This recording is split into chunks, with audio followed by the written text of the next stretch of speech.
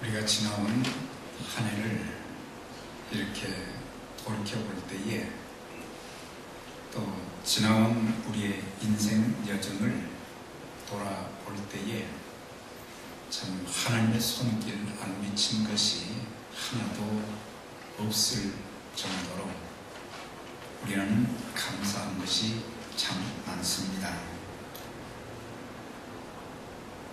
우리에게 좋은 일도 감사한 일도 많았지만 또 우리 삶 속에 가슴 아파할 일도 많이 있었고 잠을 이루지 못할 잠 못 이루는 밤이 우리에게 계속되는 그런 힘든 삶의 과정도 있었습니다.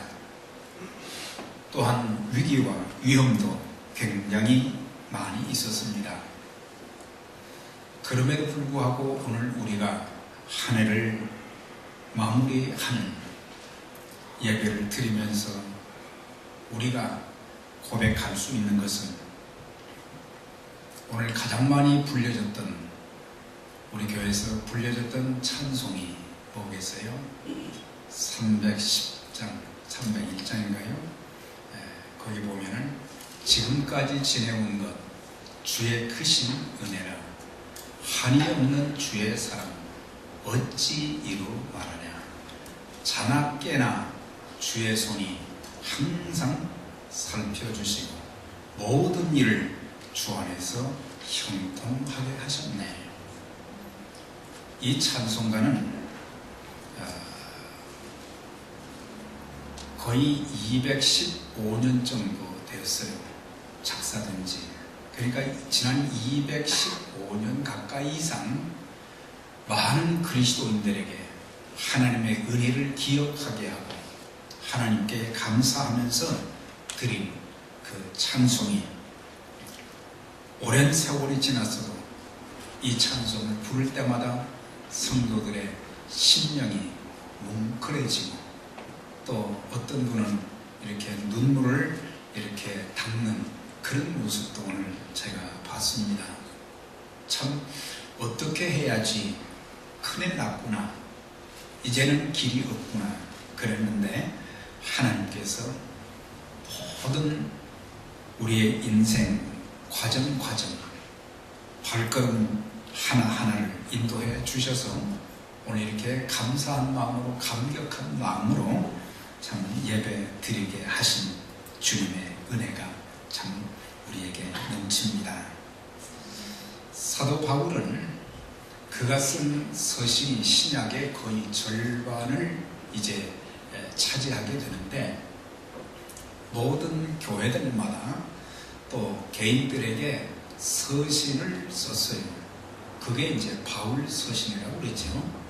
그런데 그 서신의 맨 앞부분에 보면은 또 그 서신서들을 보게 되면 공통적인 어떤 서신이든지 공통적으로 나오는 세 가지 특징이 있어요.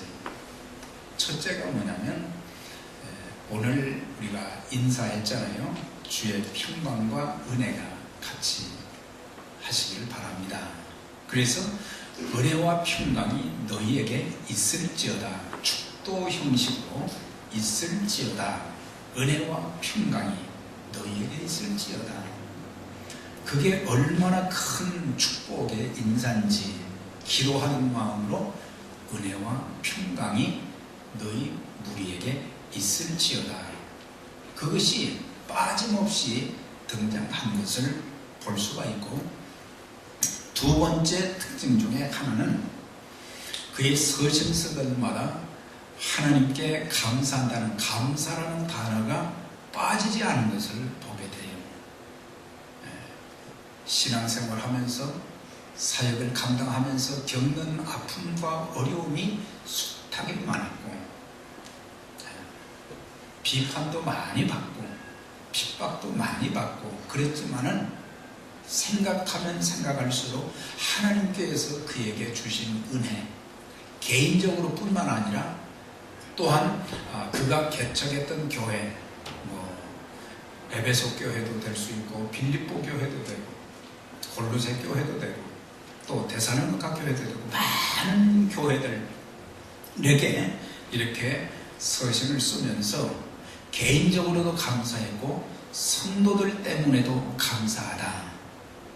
성도들, 오늘 말씀에도 보면 내가 너희를 생각할 때마다 하나님께 감사한다 그랬어요. 생각할 때마다 저런 분이 계셔서 주님의 일이 이루어지고 저런 분들이 계시기 때문에 주의 몸된 교회가 세워지고 저런 분들이 계시기 때문에 또한 복음을 담대하게 증거할 수 있고, 그래서 내가 너희를 생각할 때마다 하나님께 감사하다.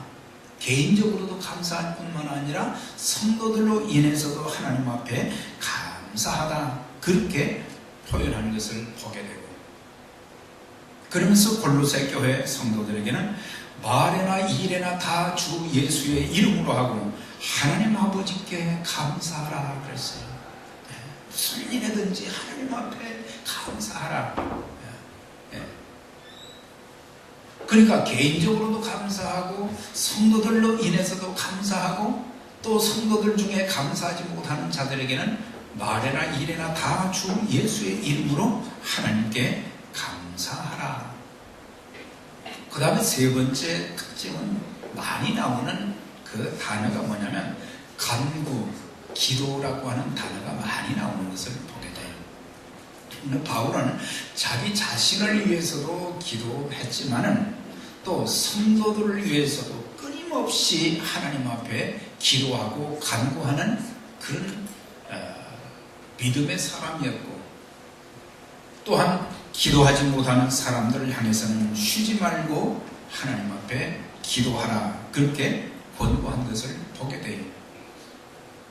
특별히 필립보 교회 성도들에게는 아무것도 염려하지 말고 오직 모든 일에 기도와 간구로 너희 구할 것을 감사함으로 하나님께 하리라. 모든 간구와 기도라고 말하는 것을 볼 수 있어요.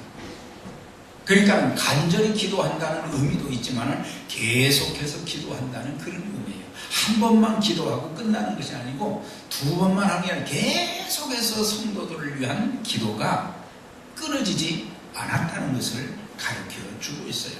개인적으로 하나님과의 관계에도 기도를 통해서 중단되지 아니했고, 또한 그리스도의 몸된 교회가 세워지는 동안 사단의 역사가 얼마나 심합니까?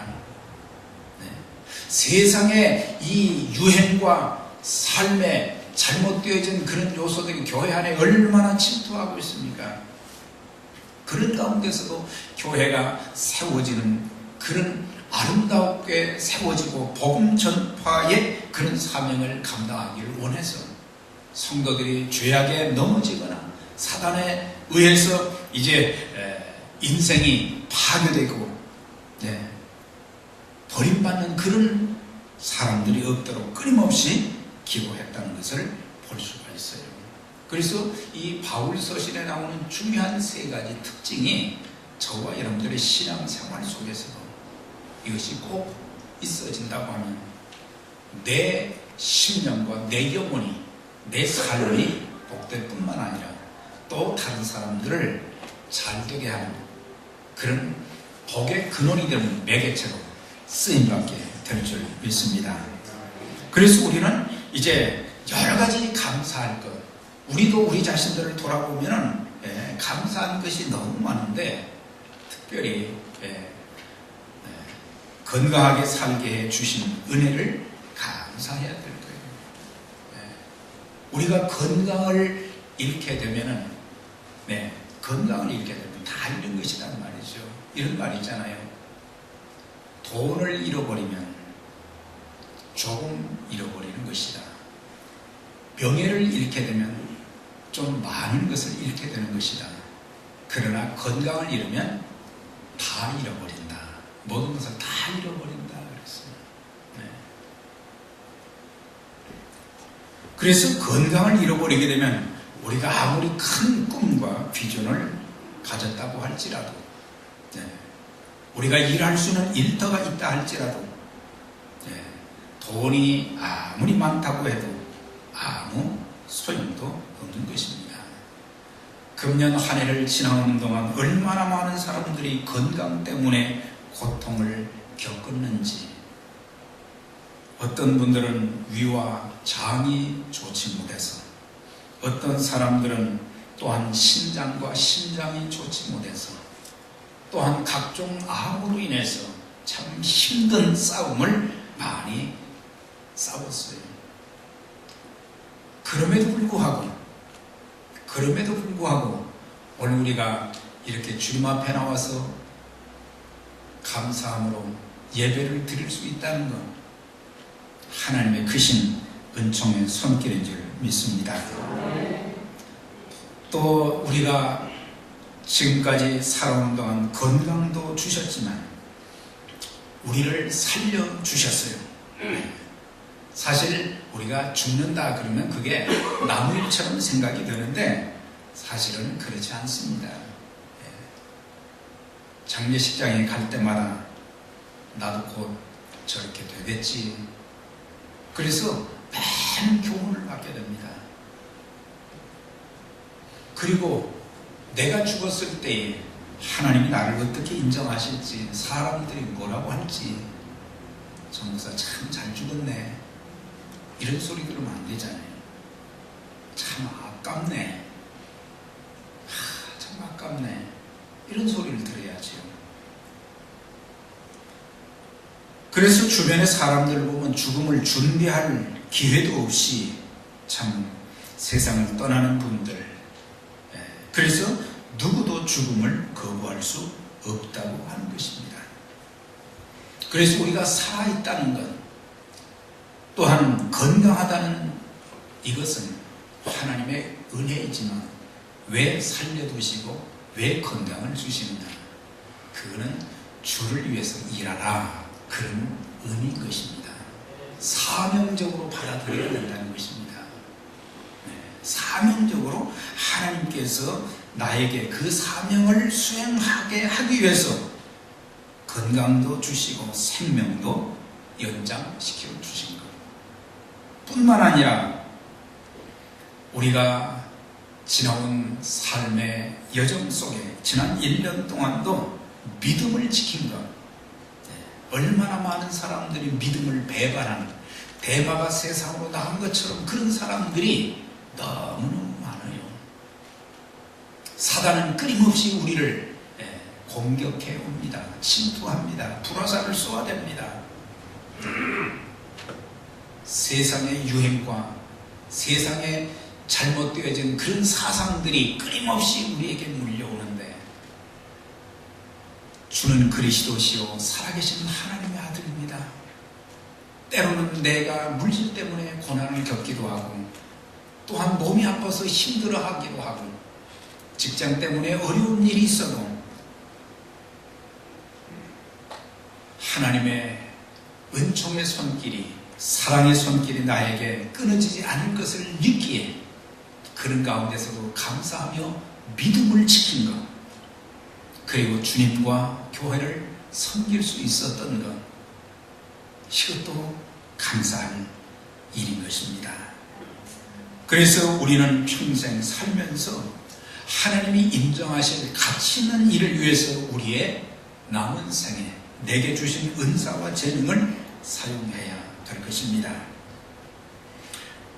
오늘 이 빌립보서의 말씀은 옥중서신의 한 부분입니다. 옥중서신이라는 것은 바울이 감옥에 갇혀 있는 동안 서신을 썼다. 그래서 옥중서신, 그래서 에베소서, 빌립보서, 골로새서, 빌레몬서를 가리켜서 옥중서신이라고 그렇게 말합니다. 그런데 오늘 이 본문은 보면 사도 바울이 빌립보 교회 성도들에게 편지 형식으로 쓴 하나님의 말씀으로 성도들로 인해서 나의 하나님께 감사하다, 크게 두 가지를 여기서 감사하다는 의미로 말씀한 것을 보게 돼요. 첫 번째는 빌립보 교인들과 복음 안에서의 교제를 감사하고 있어요.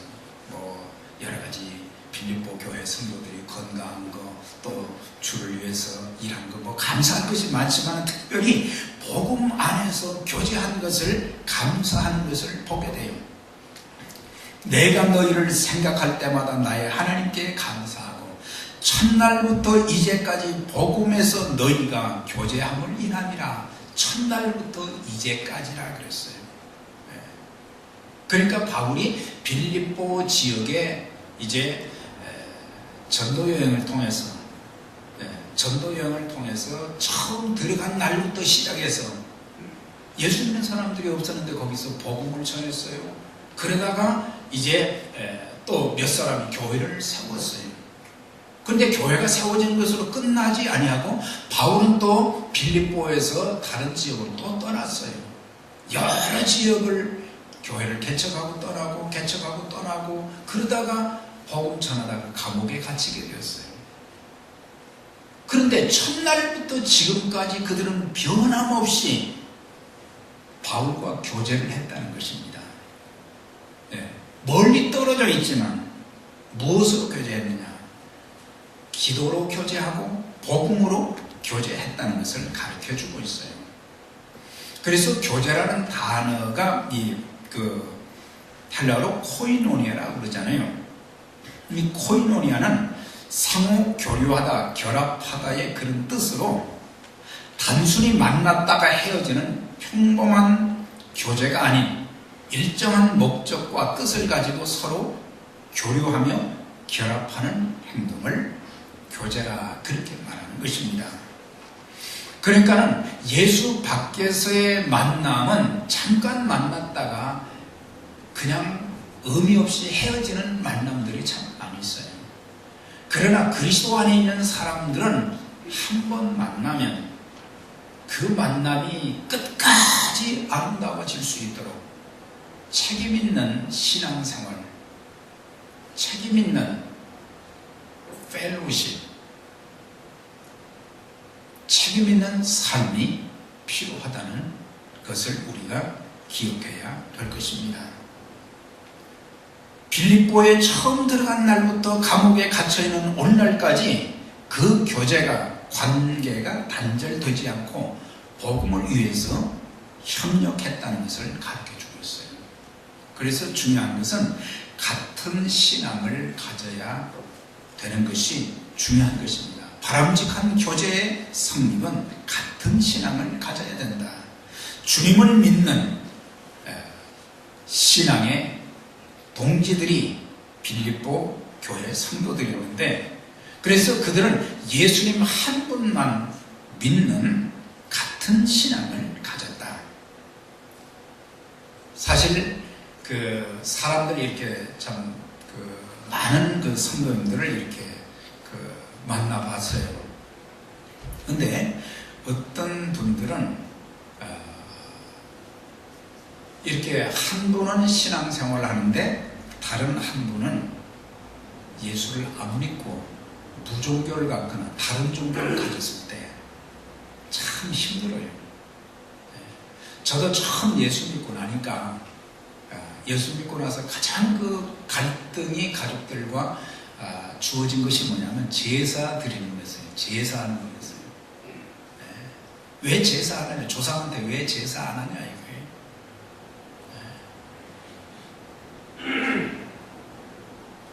나는 하늘의 것을 이야기하는데 다른 믿지 않은 가족들은 땅의 것만 이야기하는 거예요.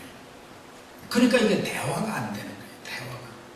같은 피를 나눴는데도 대화가 안 돼요. 여러분들은 가족 구성원들, 남편과 아내나 부모, 자식 간의 모든 대화가 정말 그리스도 안에서 좋은 대화, 아름다운 대화가 되어지는지 모르겠어요. 대화가 안 되는 것처럼 답답한 일이 없어요. 또한 교회도 보면은 이 신앙의 그 차이가 말이죠. 이 천차만별이에요. 모두가 다 성령 충만하고 말씀 충만하고 기도 충만하고 우리가 주님께서 세운 교회 계속 찬송을 드립니다만은 말씀 충만하고 기도가 충만하고 성령 충만하게 되면은 어떤 어려운 문제가 있어도 다 극복하고 넘어갈 수 있는 것이고, 그리고 하나님이 원하시는 교회를 세워갈 수 있는 거예요. 어떤 사람들은 정말 신령한 것을 이야기를 하고 생각하는데, 어떤 사람들은 땅의 것만 생각하는 사람들과 같이 일을 하다 보면 의견 충돌이 될 때가 많은 거예요. 그래서 교회 충돌은 다른 데 있는 것이 아니라 어떤 교회의 큰 이슈 문제라기보다는 인격적인 문제와 신앙의 문제가 제일 크다는 것을 알 수가 있어요.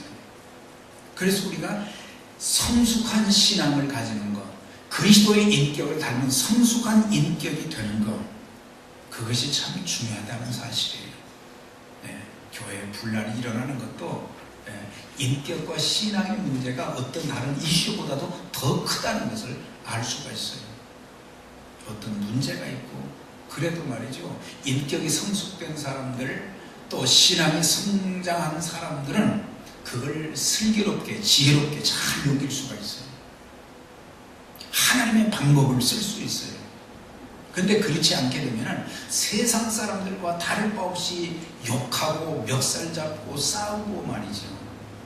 그런 모습들이 왜 있느냐.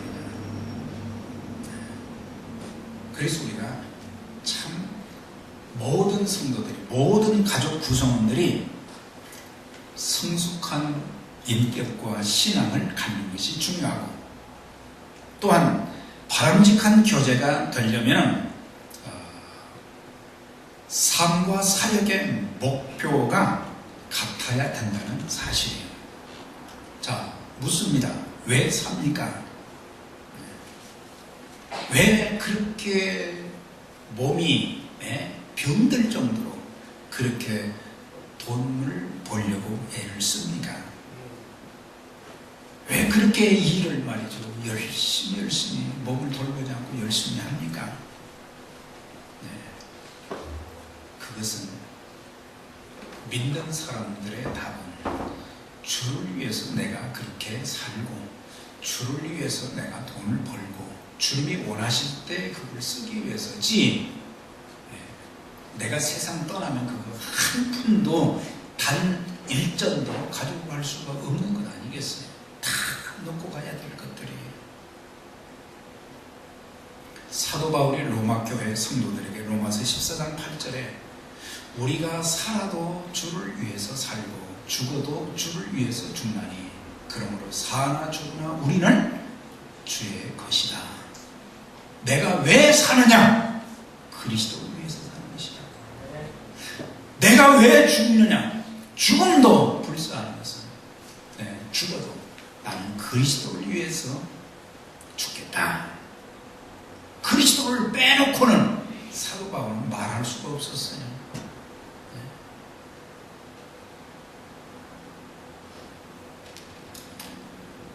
그래서 삶의 목적과 가는 길이 같아야 되고, 사역의 비전과 선교의 비전이 동일하게 될 때에 가정에서의 어려움도 또 교회 안의 어려움도 극복할 수 있는 거예요.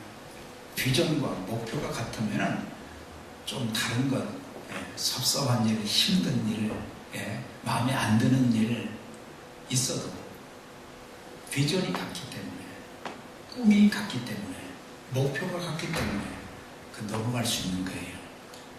그러나 그것이 다르면 회복할 수가 없는 거예요. 그런데 바울은 말이죠, 코이노니아, 교제의 성립 조건을 복음 안에서, 그러니까 복음 때문에 교제했다 그랬어요. 다른 것 때문에 그 사람과 교제를 나눈 것이 아니라 복음을 위해서. 그래서 빌립보 교인들과 바울의 관계는 복음 때문에 그 관계가 계속 이어졌다는 것을 가르쳐주고 있어요. 사람들이 이렇게 만남을 보면 이해관계로 만나는 그런 관계들이 많아요. 내가 저 사람 통해서 뭔가 내가 도움을 좀 받을 수 있겠다. 그러면 이것이 잘못된 길인 줄 알면서도 쫓아가거든요. 근데 얼마 못 가서 그게 확인이 되는 거예요. 아, 내 길을 잘못 들었구나. 내가 하나님을 쫓아가야지 사람 쫓아갔구나. 그것을 그때서야 깨닫는 거예요. 눈에 보이는 것 쫓아가게 되면 결국에 롯과 같이 되어지는 거예요. 소돔 고모라에 좋은 땅, 물이 많은 거, 농사가 잘 되는 거, 먹충하기 좋은 거, 눈에 보이는 거. 그러나 아브라함은 믿음을 따라서 하나님을 바라보고 갑니다. 하나님이 그 인생을 책임지시고 축복하셨잖아요. 그래서 사람 따라가지 말라는 거예요. 저 사람이 나에게는 당분간은 도움이 될지 모르지만 그 사람 때문에 또 상처를 엄청나게 입게 되는 거거든요. 우리는 예수 안에서의 만남은 오래 갈 수 있지만 이해관계가 걸려있는 그런 만남은 얼마 가지 않아서 깨지게 되는 것입니다. 손해, 분리, 감정, 기분 때문에 우리가 등을 돌리고 돌아서는 것은 진정한 코이노니아가 아니라고 하는 거예요. 또 진정한 그 코이노니아는 세 가지를 극복해야 돼요. 지연. 우리 지연자님, 그죠? 그걸 말하는 게 아니에요. 같은 고향, 같은 고향 출신이다. 교회 안에 말이죠. 같은 고향 출신들이 뭉치게 되면 좋은 일로 쓰임받으면 괜찮지만 안 그러면은 그게 문제가 됩니다. 연말이 되면 말이죠. 향후회들이 얼마나 많이 있어요. 목사님들 정도 향목회라는 걸 또 만드는 분들이 있어요. 예수 안에서 이거 초월해야 되거든요. 같은 고향의 목회자들이 모여서 뭐 한다는 거예요.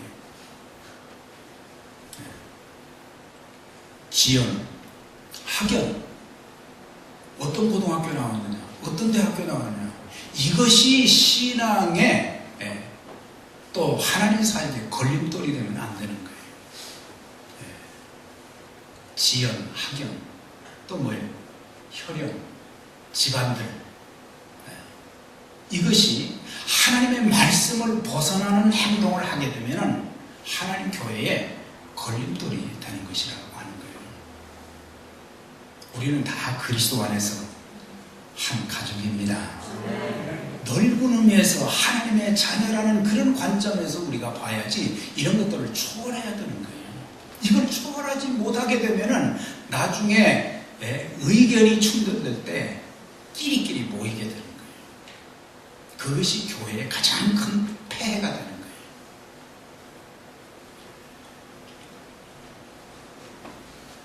그 다음에 바울이 감사한 것은 빌립보 교인들의 착한 일을 감사하고 있어요. 너희 속에 착한 일을 시작하신 이가 그리스도 예수의 날까지 이루실 줄을 내가 확신하노라. 복음 안에서 교제를 끊임없이 했을 뿐만 아니라 또한 빌립보 교회가 작았지만 굉장히 주의 선한 일에 쓰임 받았는데 그리스도 예수의 날까지는 뭐예요? 주님께서 재림하시는 날까지 복음으로 교제하기를 원했고 하나님이 원하시는 선한 이 일을 계속해서 할 수 있는 교회가 되는 것을 보면서 감사했다는 것을 볼 수가 있어요. 특별히 바울은 빌립보 교회 성도들에게 서로를 생각하는 마음 때문에 감사했다 그랬어요.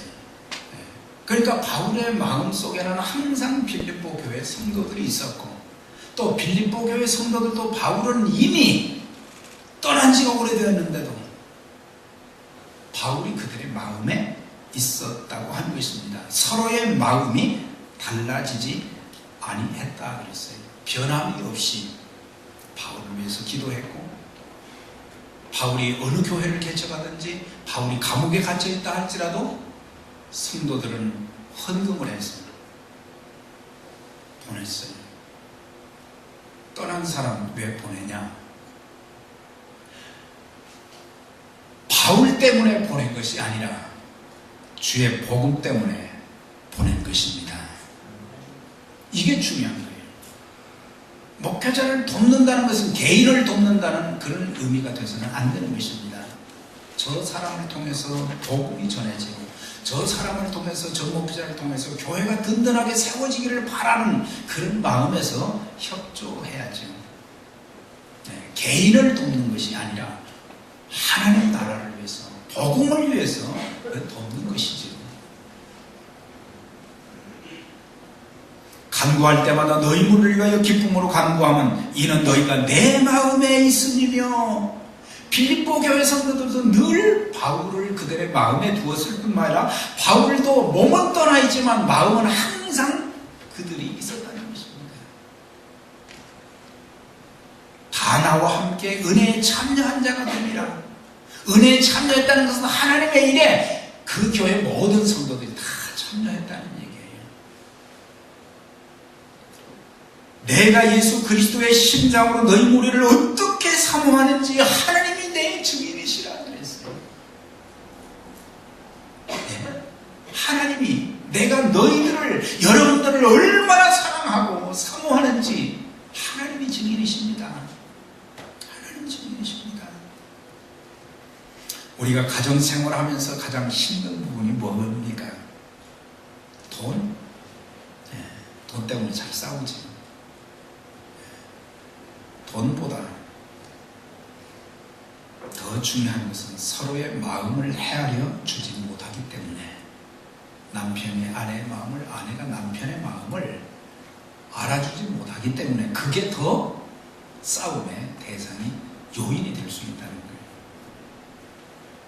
서로의 마음만 헤아려 준다면 좀 고생 같이 할 수 있는 거거든요. 근데 그렇게 고생하는데도 마음을 몰라주는 거예요. 하나님의 교회를 섬기면서도 피차가 우리 모두가 다 힘들게 인생을 사는 사람들이에요. 근데 서로의 그 힘든 부분, 그들의 마음을 서로 헤아려 주지 못하니 그것이 더 아픔이라는 사실이에요. 정말 힘들어하는 그런 사람들의 마음을 헤아려주고, 어떤 때는 말을 하고 싶어도 말을 못하는 거예요. 왜? 얼마나 힘들까? 얼마나 힘들까?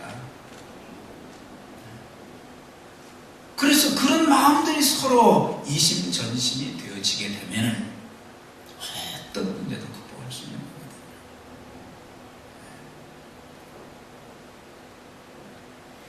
기도로 참여함을 감사했고, 물질로 참여함을 감사했고, 그래서 바울은 빌립보 교회 성도들이 헌금해 준 것을 가지고 이렇게 표현을 했어요. 데살로니가 있을 때에도 너희가 한 번 두 번 나의 쓸 것을 보내었도다. 이는 받으실 만한 향기로운 제물이요 하나님을 기쁘시게 한 것이 되었다 그랬어요. 이건 뭐냐? 제물이라고 그랬어요. 제물. 제물은 뭐예요? 하나님 앞에 구약시대 때 제사를 드릴 때 짐승을 잡아서 죽여서 드린 것이 제사였거든요. 그러니까 거기에는 희생이 담겨 있는 것이다 이 말이죠. 네. 그러니까 이게 빌립보 교회 성도들이 보낸 돈이 아니고 이것은 제물이라고 그랬어요. 향기로운 제물이라고 그랬어요. 그리고 그것은 하나님 앞에 드려진 것이기 때문에 향기로운 제물이라 그렇게 말하는 것을 볼 수 있어요. 우리가 하나님 앞에 드리는 물질을 드린다든지 몸을 드린다든지 그것이 희생이 없이는 불가능한 거거든요. 다 자기 것 아까운 줄은 다 아는 사람들이잖아요. 그렇지만 그렇게 할 수 있는 것은 주님을 본받아서 그렇게 할 수 있었던 것이고, 그것을 바울은 향기로운 제물이요 하나님을 기쁘시게 한 것이라 했어요. 사랑하는 여러분, 우리가 세상을 떠날 때 가져갈 것은 아무것도 없습니다. 주님의 사역에 기도로, 물질로, 은사와 몸으로 참여했던 것들, 주님이 그것을 기억하시는 것입니다. 하나님께서 우리에게 베푸시는 은총과 축복을 잊지 말고, 더 나아가서는 주님 이 땅에 오실 때까지 감사하면서 불평하지 말고 금년 한 해도 우리 불평 참 많이 했잖아요. 뭐 저는 못 들었습니다만 아마 주님 다 아실 거예요. 감사보다 불평 많이 했어요. 우리 감사하십시다. 주님 다시 오실 때까지. 그 다음에 변함없이 주님의 사역에 동참을 하셔서 주님을 기쁘시게 하는 삶. 그래서 저는 에베네셀 교회 귀한 믿음의 가족들 한 분 한 분이 주님께서 마태복음 25장 21절에 칭찬하신 것처럼 그렇게 칭찬을 받기를 원합니다. 잘하였도다 착하고 충성된 종아. 잘하였도다 착하고 충성된 종아. 뭐 더 이상 뭐가 있겠어요? 주님이 나를 인정하시고 주님이 잘하였도다 착하고 충성된 종아. 그러면서 마태복음 25장에 계속해서 말씀했잖아요. 임금이 그 오른편에 있는 자들에게 이르시되 내 아버지께 복받을 자들이여 나와 창세로부터 너희를 위하여 예비된 나라를 상속하라. 내 아버지께 복받을 자들이여. 우리 모두 주님 앞에 서는 날 잘하여도다 착하고 충성된 종아.